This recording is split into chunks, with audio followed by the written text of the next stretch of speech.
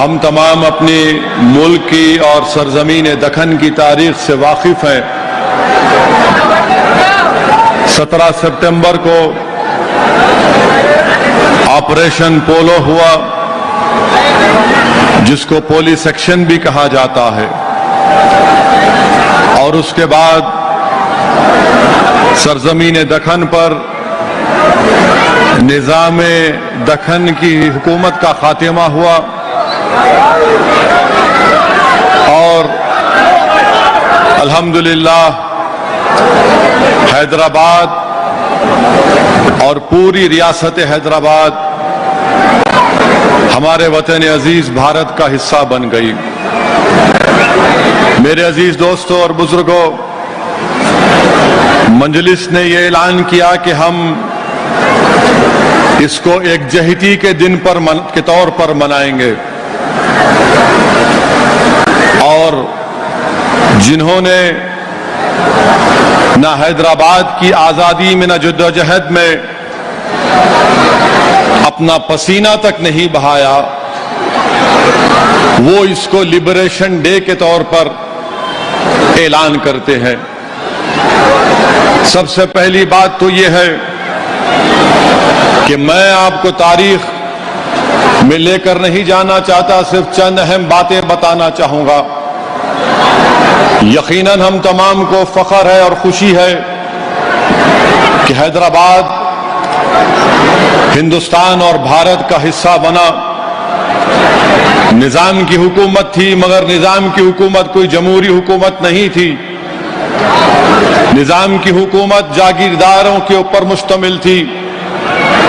निजाम की हुकूमत में चंद मुट्ठी भर दौलतमंद जागीरदार थे, जिनके पास हजारों लाखों एकड़ जमीन थी। उनकी हुकूमत थी, कोई जमहूरी हुकूमत नहीं थी, ना कोई दस्तूर था, ना आवाम को कोई हुकूक थे जैसा आज हमारे पास बाबा साहिब अम्बेडकर का बनाया हुआ संविधान है। जो लोग इसको लिबरेशन डे का नाम देते हैं, मैं उनसे मुखातिब होकर कह रहा हूं कि आप तमाम लोग झूठे हैं।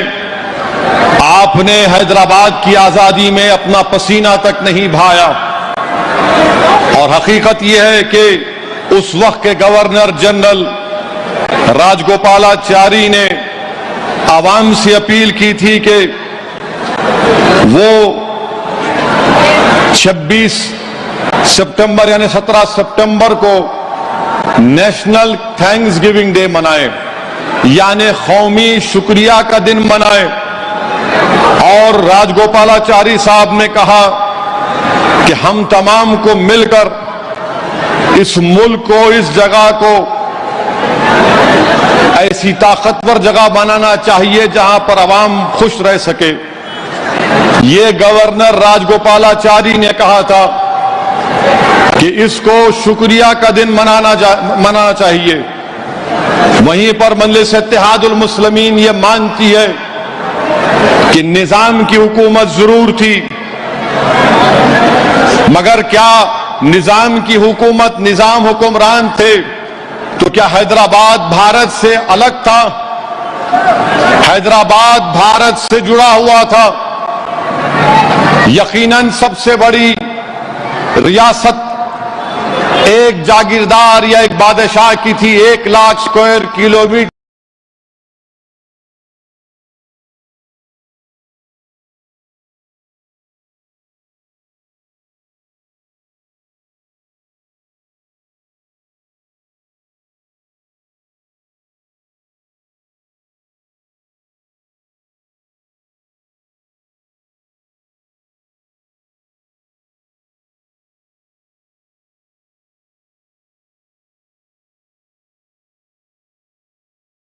पर निजाम की हुकूमत थी।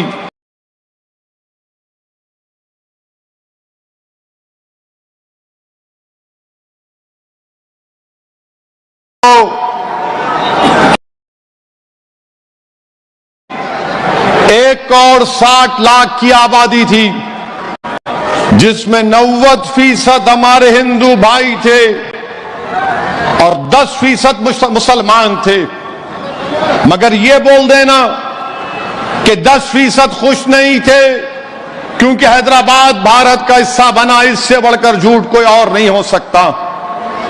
मैं आज इस जलसे में खड़े होकर इस बात को साफ और वाज़ेह तौर पर कह रहा हूं कि ये जो मजलिस इत्तेहादुल मुस्लिमीन है, हमारी लड़ाई सियासी है और सियासी रहेगी। हमको उस वक्त भी अटूट भरोसा था भारत के आईन पर, संविधान पर, और आज भी है और कल भी रहेगा।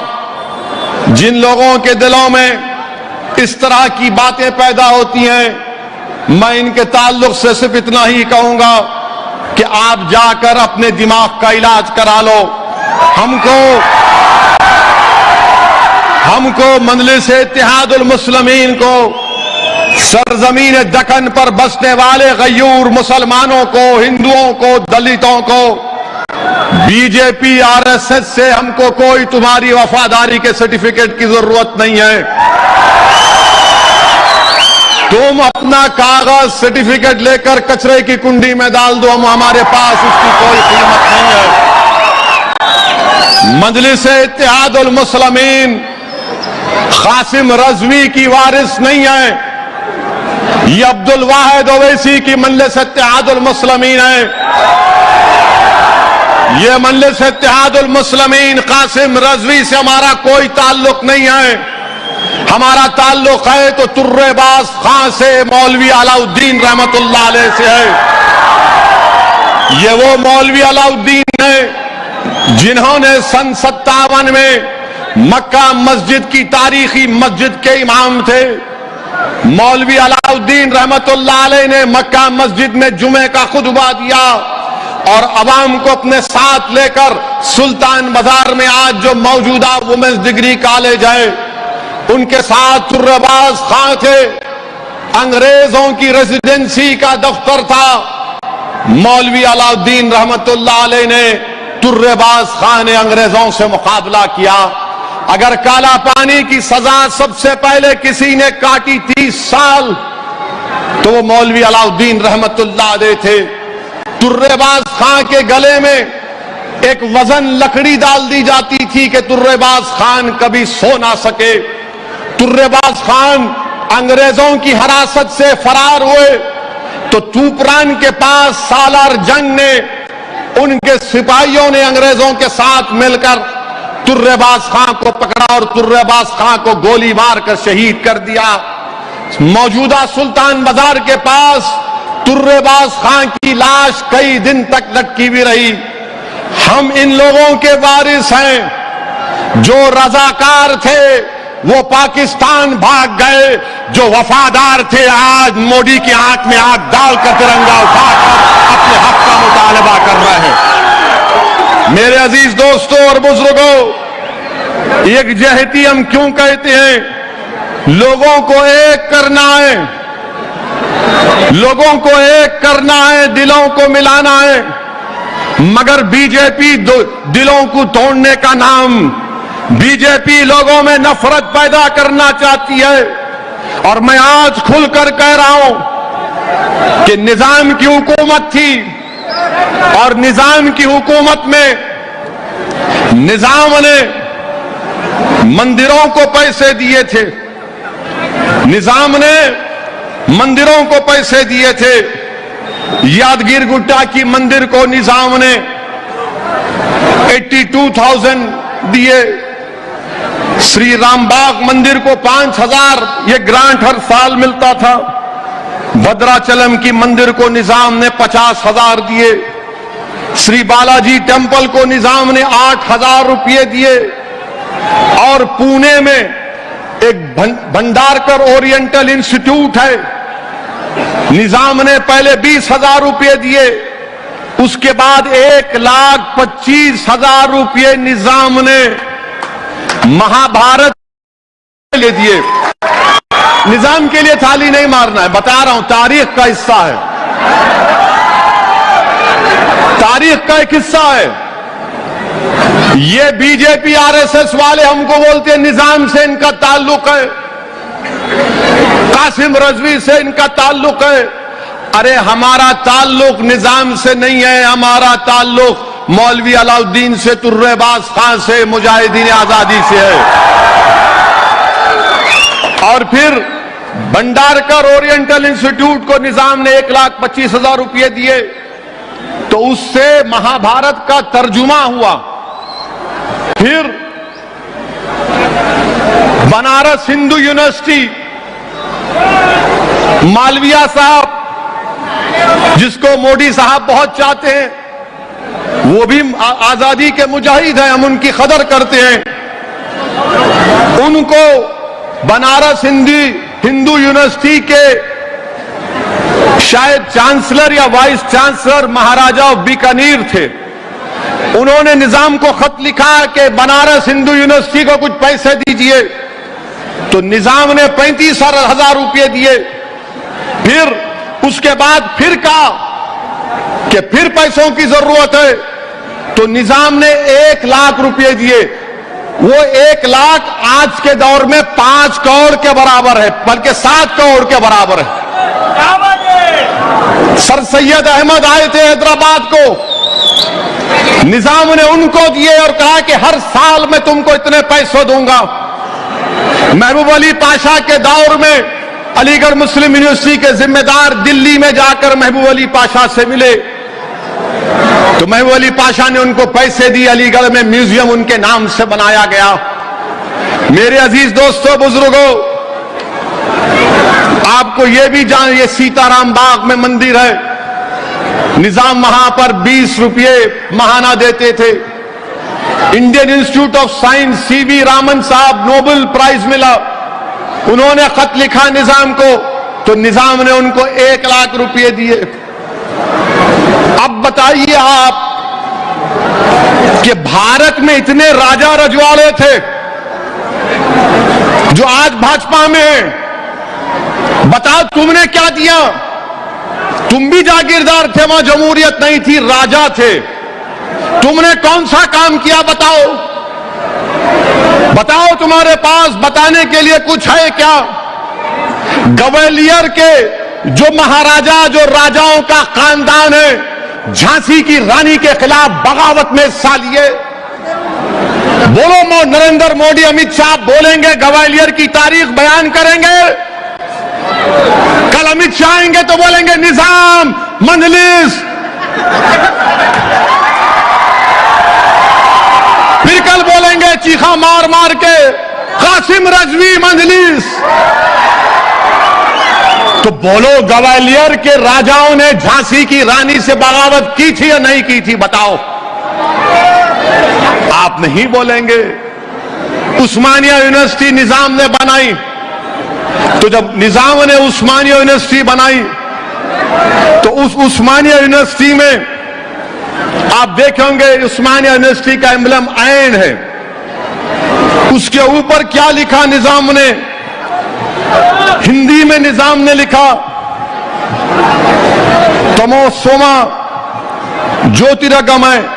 यानी आप जो उपनिषद को जानते हैं वो मुझसे अच्छी तरह उसको बयान के तलफ्फुज़ में बोल सकेंगे।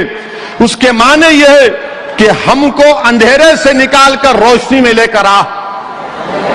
ये उपनिषद की एक उसमें से लिखा, निजाम ने लिखा जब लोगो बनाया गया था उस्मान यूनिवर्सिटी का। फिर हिंदी में, तेलुगु में निजाम ने लिखा कि विश्वविद्यालय। फिर अंग्रेजी में उस्मान यूनिवर्सिटी। ये उस्मान यूनिवर्सिटी में उर्दू पढ़ाई जाती थी, मगर अंग्रेजी कंपलसरी पढ़ना पड़ता था। आपको मालूम, दुनिया में सबसे पहले अंग्रेजी की कुरान किसने छापी? पिकथाल ने। और उसका पैसा कौन दिए? निजाम दिए थे। मैं निजाम की तारीफ में नहीं बोल रहा हूं, मगर तारीख को बयान कर रहा हूं। कोई बोलेगा कि मुझे मुगल पसंद नहीं है, ठीक है, तुमको पसंद नहीं है, मगर तुम ताजमहल जाके देखते नहीं देखते? बीजेपी को मुगलों से नफरत है, मगर लाल किले पर मोदी झंडा लहराते हैं।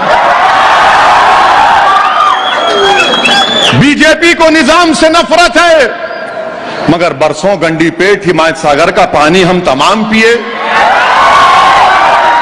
बीजेपी को निजाम से नफरत है, मगर उस्मानिया में दिमाग का इलाज भी करवाए।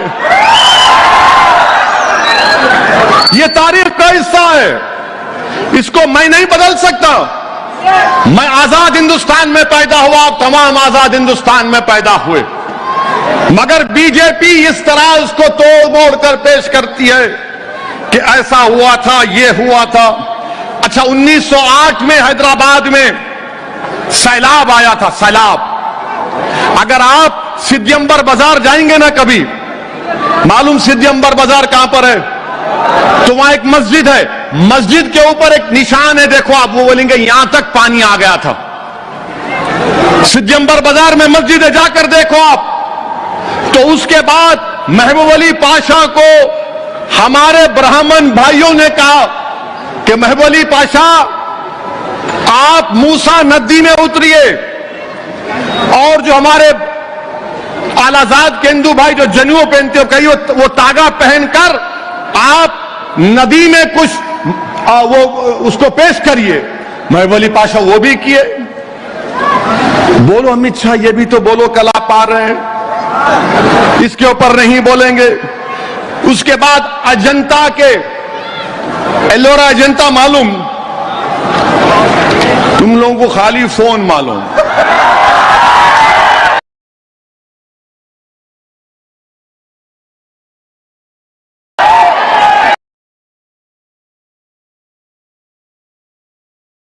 रुपए मंजूर करके इटली से माहिरीन को बुलाया था जनता के पेंटिंगों को बचाने के लिए, वो भी तो बोलो। जो गलती किए तो गलत है, जो काम किए तो काम के बोलो। और उसके बाद मेरे अजीज दोस्तों, हैदराबाद में निजाम के प्राइम मिनिस्टर कौन थे? महाराजा किशन प्रसाद कायस थे। उनका तखल्लुस शाद था, जो अंग्रेजी में कहते कि नॉम डी प्लूम। महाराजा किशन प्रसाद का एक शेर आपके सामने पढ़ता हूं। उस जमाने में मोहब्बत देखो हिंदू और मुसलमानों में। महाराजा किशन प्रसाद ने कहा, अपना शेर, एक मशहूर शेर पढ़ा, काफिर हूं कि मोमिन हूं, खुदा जाने मैं क्या हूं। काफिर हूं या मोमिन हूं, खुदा जाने मैं क्या हूं। मैं बंदा हूं उनका जो है सुल्तान मदीना। ये राजा किशन प्रसाद ने लिखा था। बोलो बाजपाइयों, ये भी तो बोलो।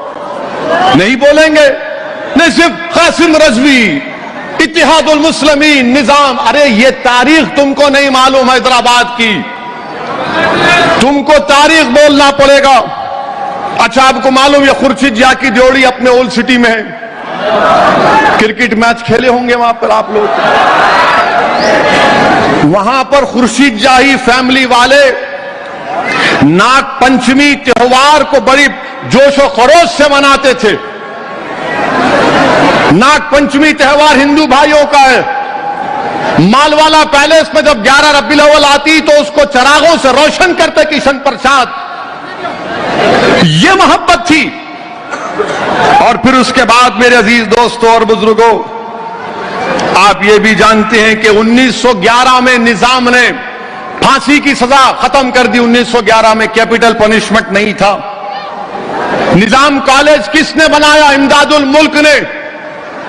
उसके प्रिंसिपल कौन थे? उसके प्रिंसिपल थे डॉक्टर अघोरानाथ चट्टोपाध्याय। ये कौन थे? सरोजनी नायडू के वालिद थे। सरोजनी नायडू हैदराबाद की अजीम मुजाहिद आजादी थी।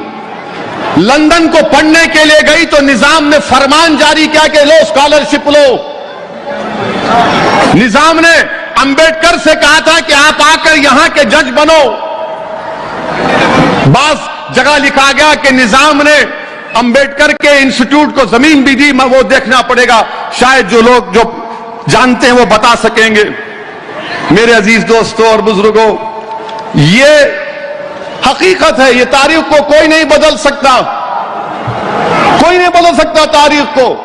मगर जो तारीख में हुआ कि भारत का हिस्सा हैदराबाद बना, तो याद रखो हैदराबाद के बगैर भारत अधूरा है और हैदराबाद भारत के बगैर अधूरा है। ये चीज समझने की जरूरत है। अब हम कब मुखालिफ थे? नहीं, जब 17 सितंबर ने मंजलिस बोलती नहीं मनाना, हम नहीं मनाना।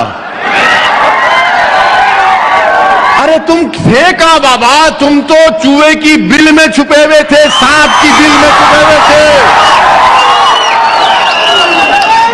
हम जब भी थे, आज भी और कल भी रहेंगे।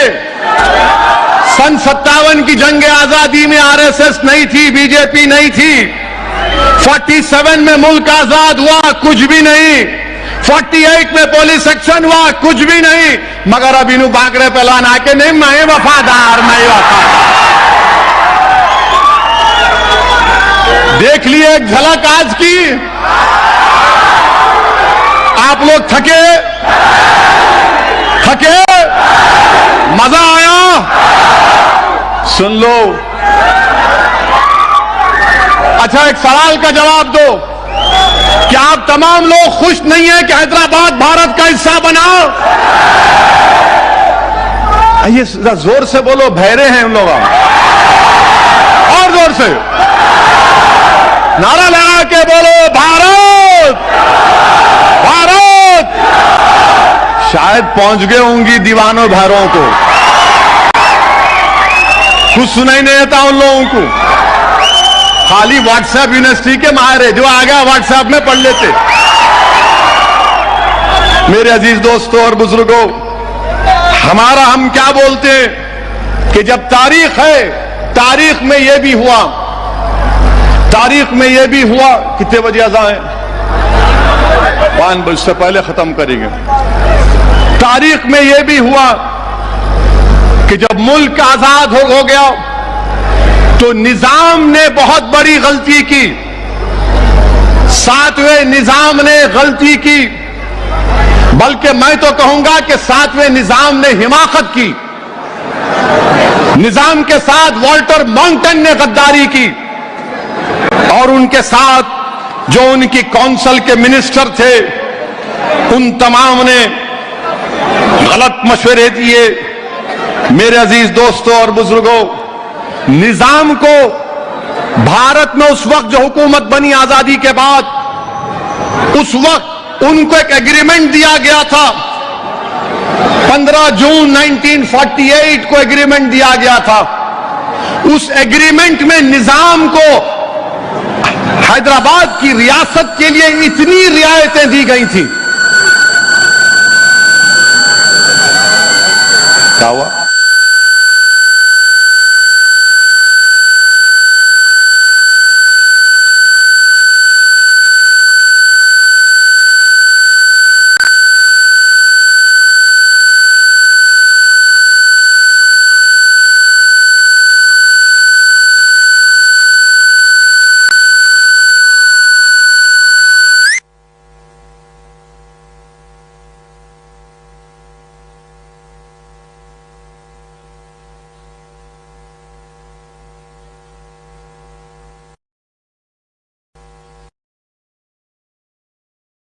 जून 1948 को जो फाइनल ड्राफ्ट एग्रीमेंट दिया गया था, निजाम पीछे हट गए उससे।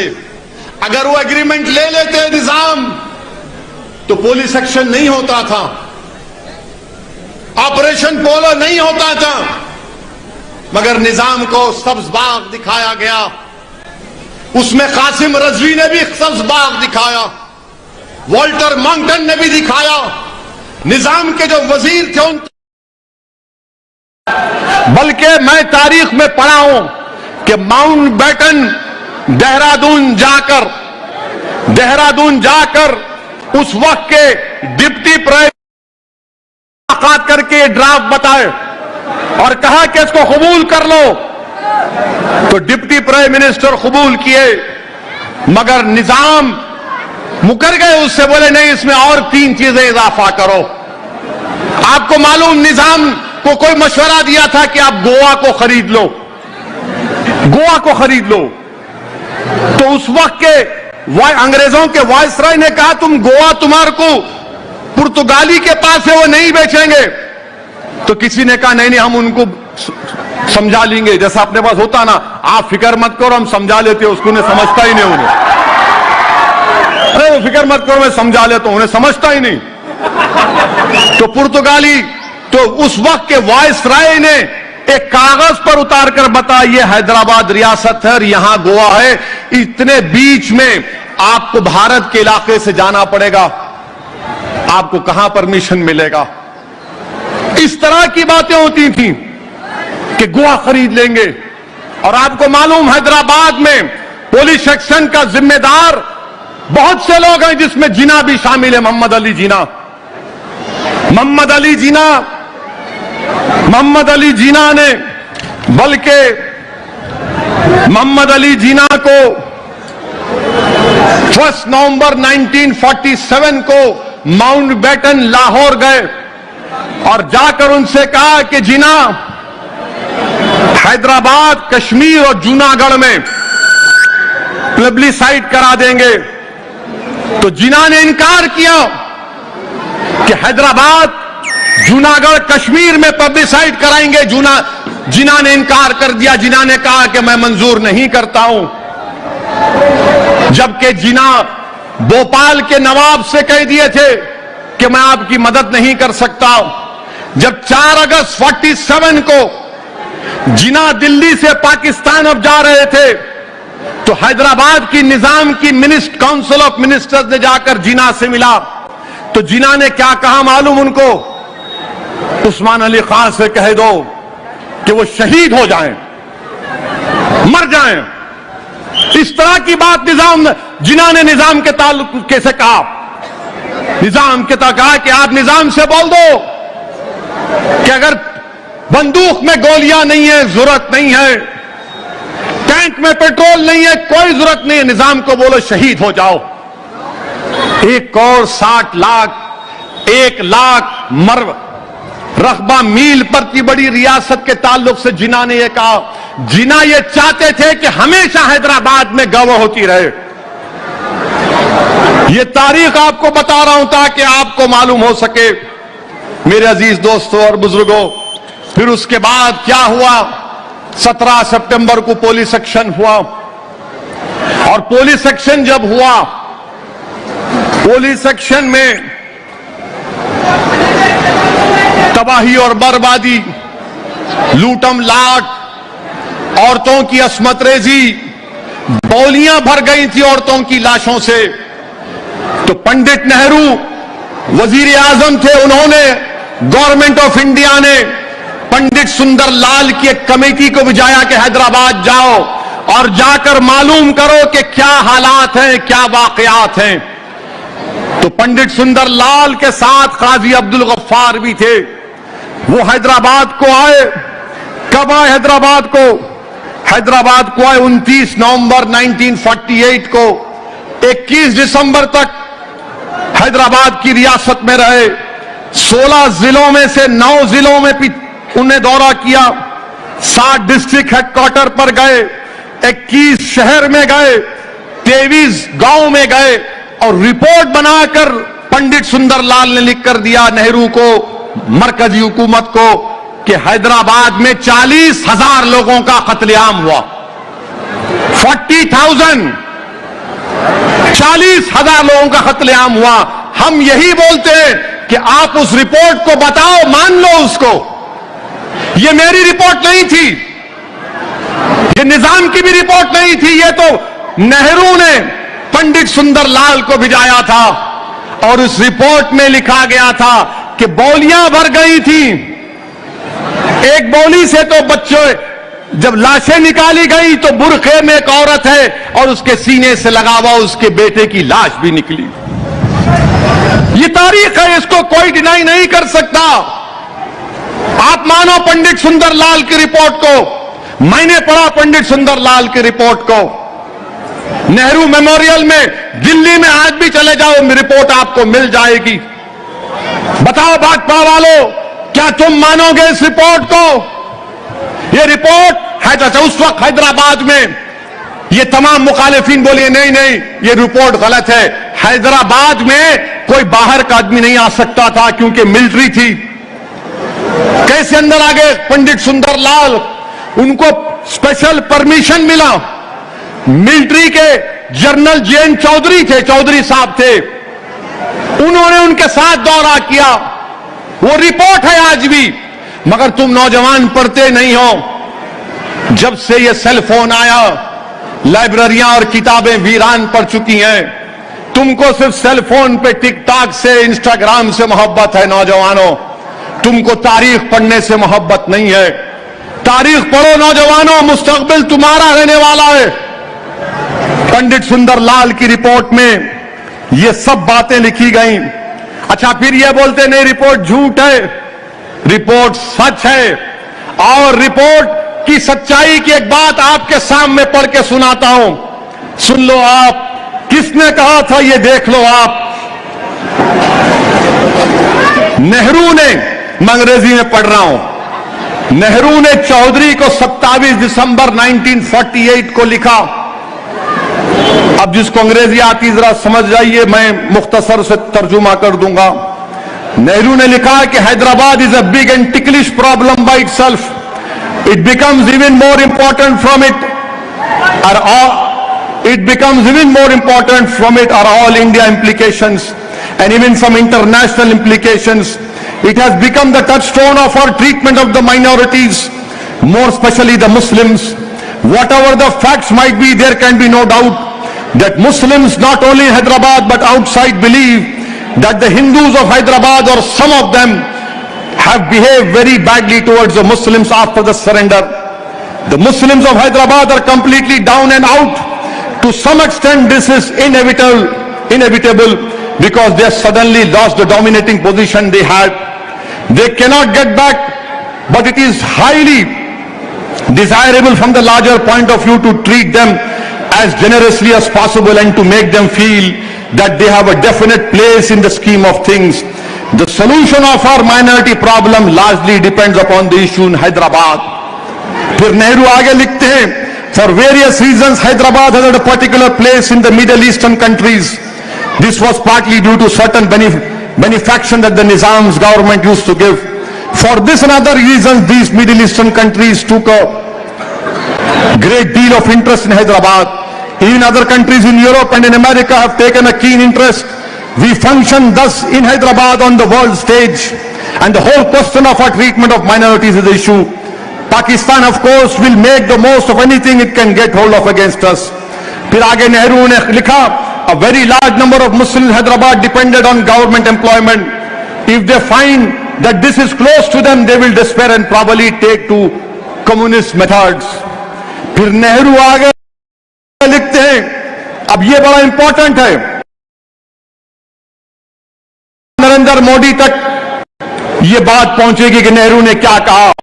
नेहरू ने कहा कि my own impression is that much of the trouble in Hyderabad on the part of Hindus was due to the Arya Samaj elements as well as certain RSS elements. The Arya Samaj in Hyderabad has been for many past years a very troublesome body and has done a lot of mischief. The Hindu Mahasabha also, as usually functioning from Maharashtra, has done the same in past years and added to the political and communal difficulties. These elements will no doubt try their best in the present circumstances to carry on their old ways, but with added vigor. This should be watched carefully. I gather an impression, how far it is correct I do not know, that the retaliation or whatever it was against the Muslims took place far more, had relatively suffered less from the Razakar atrocities. If this is true, this leads me to think that the special elements from inside Hyderabad or outside were largely responsible for their misdeeds. ये कहां पे बोला नेहरू ने? SWJN volume 9 page number 275 276, ये नेहरू ने कहा। ये बोलते, अच्छा फिर ये सबके सब बोलते हैं कि मुसलमान पुलिस सेक्शन से पहले मुसलमानों में रजाकारों ने भी हिंदुओं पर जुल्म किया और हिंदू भाइयों की तरफ से भी मुसलमानों पर जुल्म हुआ।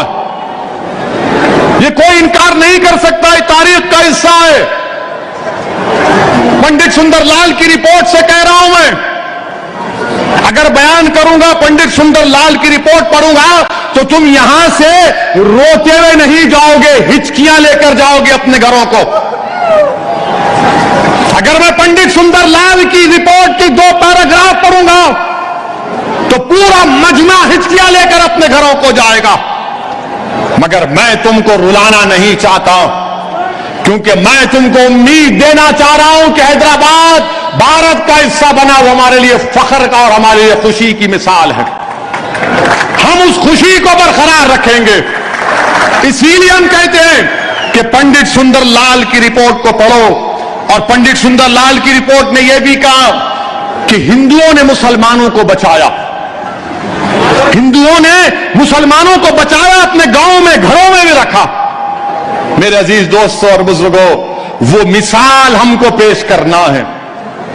और यह भी मालूम हुआ कि शोलापुर में दलितों की जमीन थी। दुर्रा लोगों ने दलितों की जमीन छीन ली, उन पर जुल्म किया। बताओ कौन थे वो लोग? वो दुर्रा लोग कौन थे? बोलो मेरे को। आपको मालूम मेरे अजीज दोस्तों और बुजुर्गों, उस जमाने में बल्कि जब एक तारीखी चीज मैं भूल गया, आपको बताऊंगा, जब निजाम हुकूमत हिंद से बात कर रहे थे, तो जमात इस्लामी के बानी मौलाना मौदूदी ने एक खत लिखा कासिम रजवी को।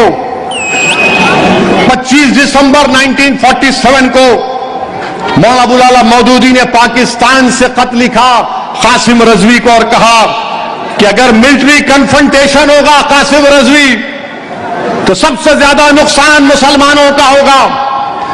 मौलाना मौदूदी ने अपने खत में लिखा कि एग्रीमेंट करो, हुकूक हासिल करो मुसलमानों के लिए, तालीमी, समाजी, उनके तहफ्फुज के लिए एग्रीमेंट करो। मगर कासिम रजवी तैयार नहीं थे। कासिम रजवी को जुनून चढ़ चुका था। कासिम रजवी ने तकरीर करके कहा कि मैं दिल्ली के लाल किले पर सल्तने आसिफ जाही का झंडा लहराऊंगा। ये कोई बात है? कोई अज़ां हो रही, एक अज़ां के लिए रुकते हैं, फिर तकरीर करूंगा।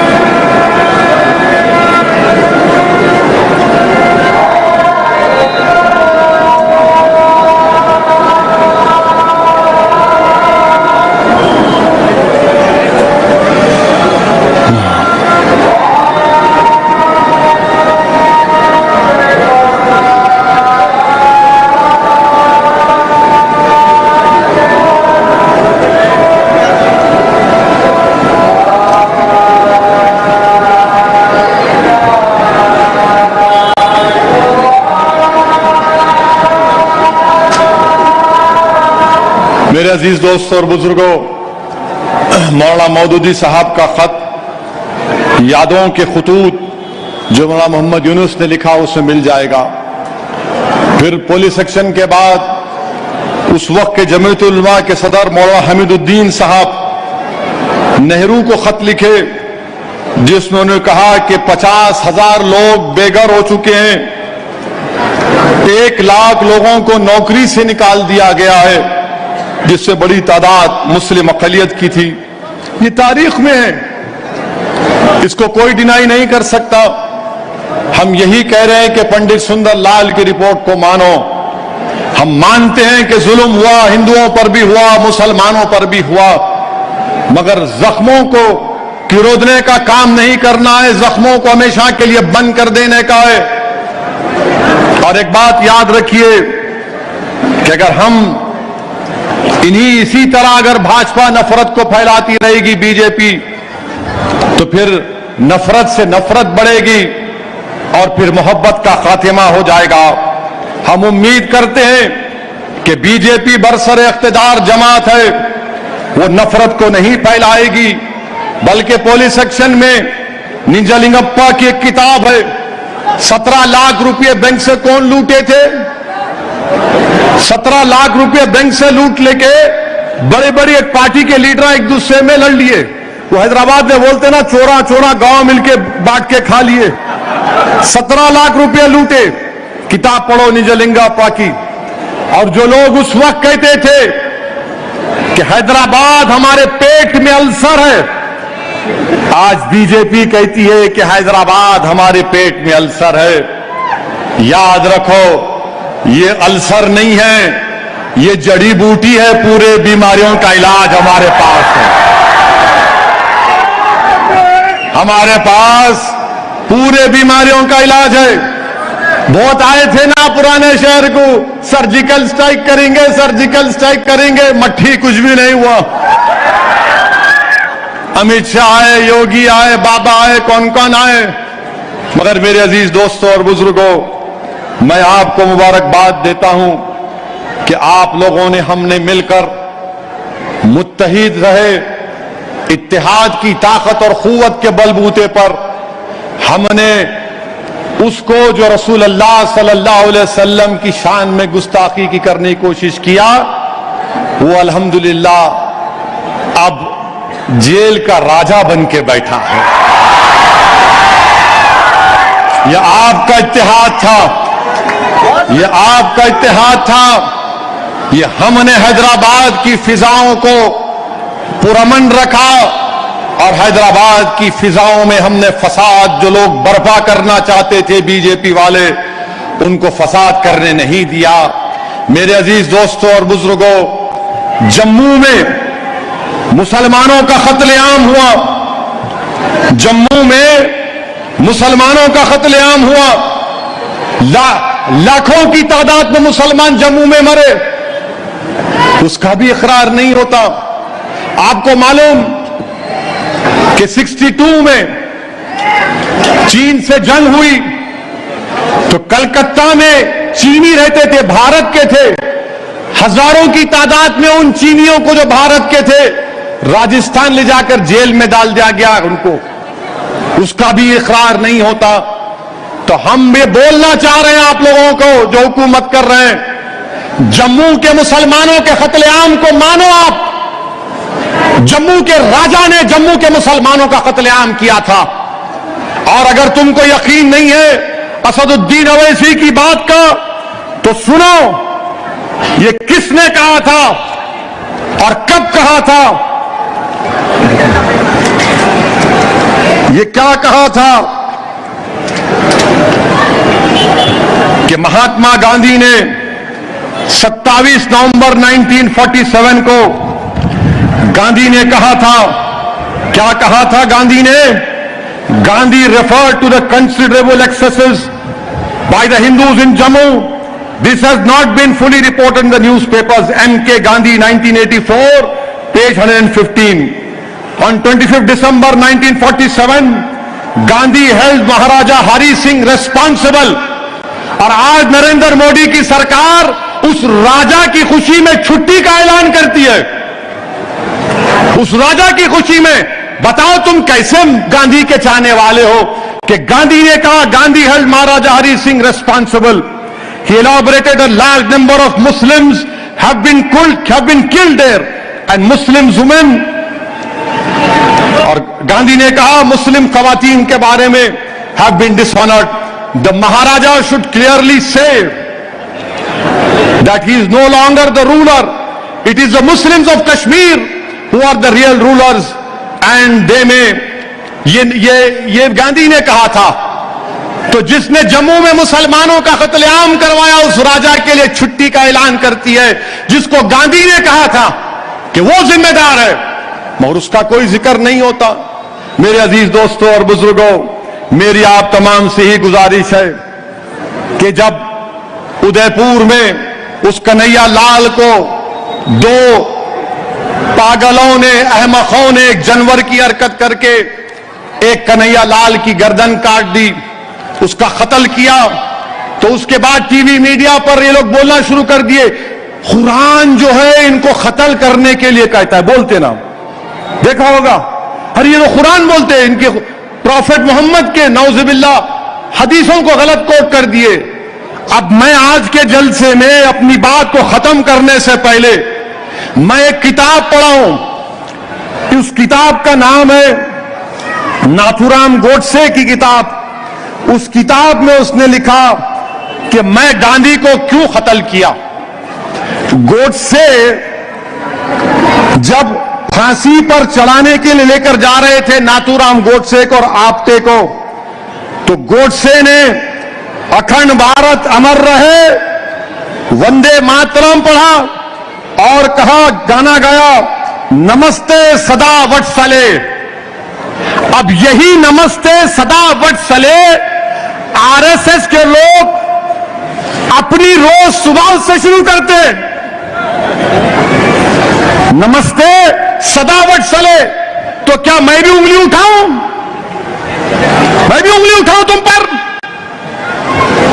और जब गोडसे को फांसी दी जा रही थी तो गोडसे ने अपनी मां को अब खत लिखा। खत लिखकर गोडसे ने गीता और महाभारत के वाकयात को लिखा और कहा कि गांधी के कत्ल को उसने जस्टिफाई किया। तो हर दहशतगर्द जब किसी का कत्ल करता है तो उसकी कत्ल और गारतगिरी को, दीन को, किसी मजहब के किताबों को इस्तेमाल करके जस्टिफाई करता है। तो बोलो गोडसे ने जब कहा यह सच था या गलत था? नहीं बोलेंगे।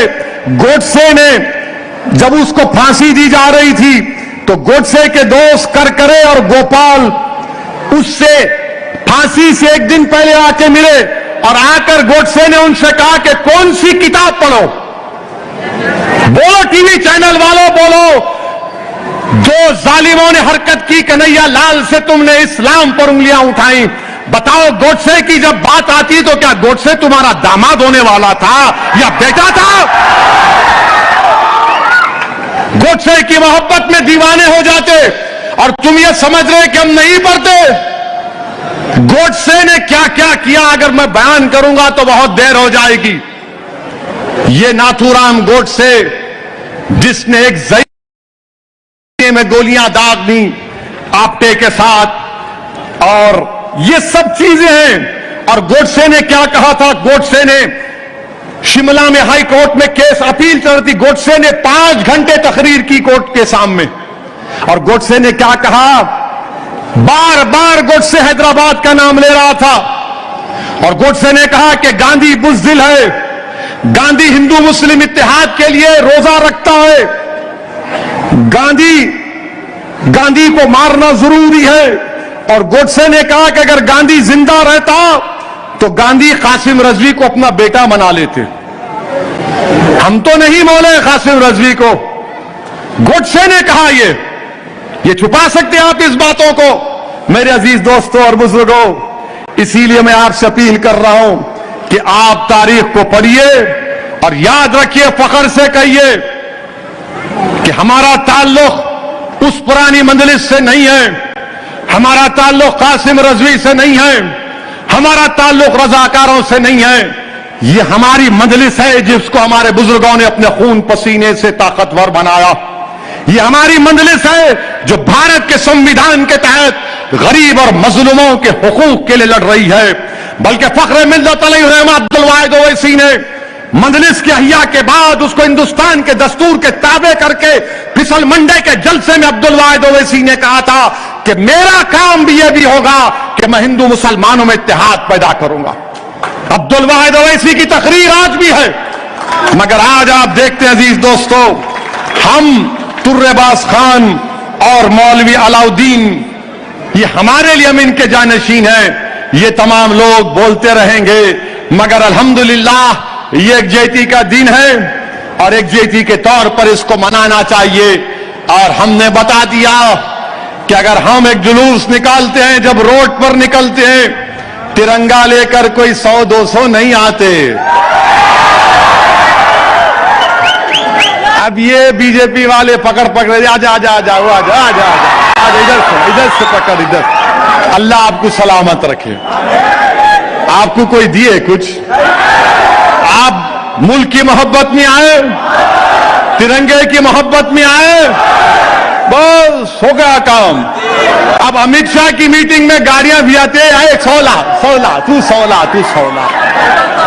हमको तेलंगाना को, हैदराबाद को बचाना है और हैदराबाद की तहजीब को जिंदा रखना है।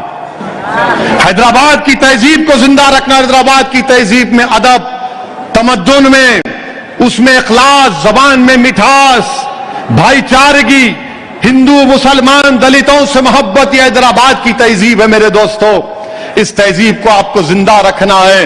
अल्लाह आपके इत्तेहाद को सलामत रखे और इंशाअल्लाह ताला आप और हम मिलकर बीजेपी आरएसएस से जमहूरी तरीके से मुकाबला करेंगे।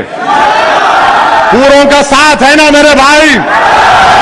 जरा जोर से बोलो तो मेरे साथ नारा लगाओ, नारे तकबीर, हिंदुस्तान, भारत, भारत। अस्सलाम वालेकुम व रहमतुल्लाहि व बरकातहू।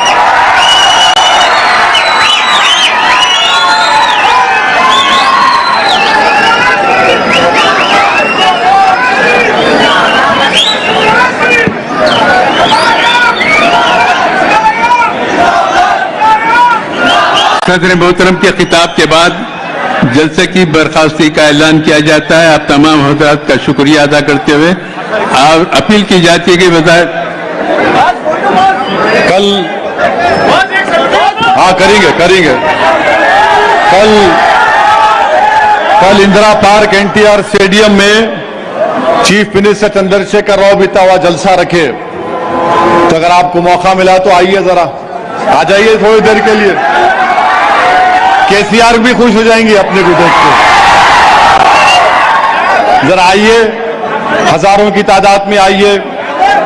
और मैं चीफ मिनिस्टर का शुक्रिया अदा करता हूं कि उन्होंने सेक्रेटेरिएट की बिल्डिंग का नाम बाबा साहेब अंबेडकर के नाम से रखा।